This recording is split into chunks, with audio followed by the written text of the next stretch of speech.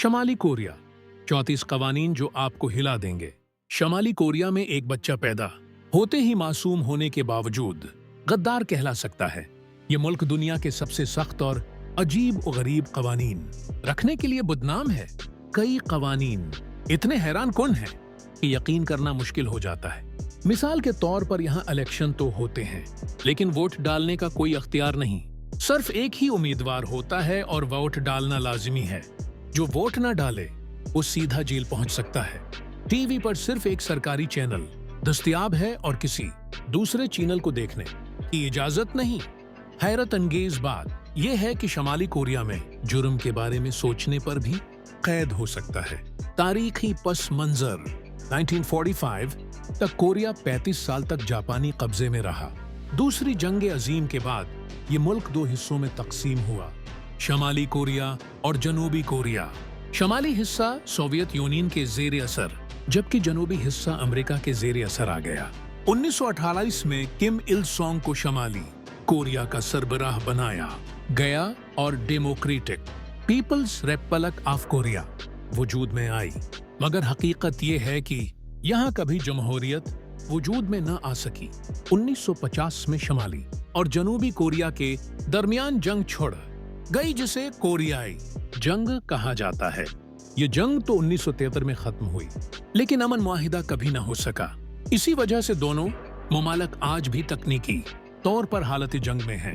ابتدا سے اب تک شمالی کوریا پر صرف ایک ہی خاندان کی حکمرانی رہی ہے، پہلے کم il سونگ، پھر کم جونگ il اور آج ان کا پوتا کم جونگ ان۔ ہر حکمران نے اپنی کرسی بچانے کے لیے عوام پر سخت سے سخت قوانین مسلط کیے، کڑی پابندیاں اور حیران کن قوانین۔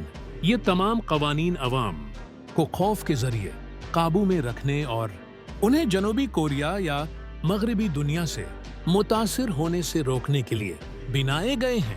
ان میں سے چند مثالیں درج ذیل ہیں۔ لباس اور انداز پر پابندی 2064 پوائنٹس میں شمالی کوریا میں دھوپ کا چشمہ اور شادی کے جوڑے پہننے پر پابندی لگا دی گئی۔ ثقافتی قدغن جنوبی کوریائی ڈرامے یا ہالی ووڈ فلمیں دیکھنے والوں کو سخت سزائیں یا لیبر کیمپ بھیجا جاتا ہے۔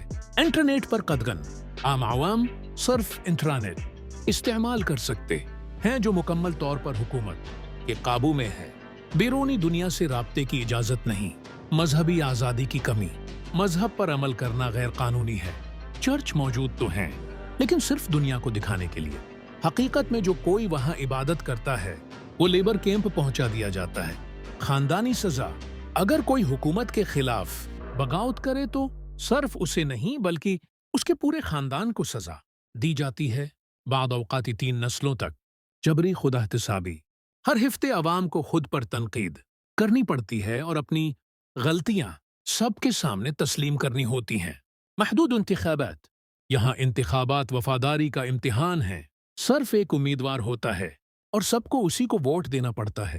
یہ چند مثالیں ہیں، مگر شمالی کوریا کی زندگی مجموعی طور پر خوف، نگرانی اور پابندیوں کے حصار میں قید ہے۔ یہاں نہ آزادی اظہار ہے، نہ سفر کی آزادی اور نہ ہی بیرونی دنیا سے تعلق رکھنے کی گنجائش۔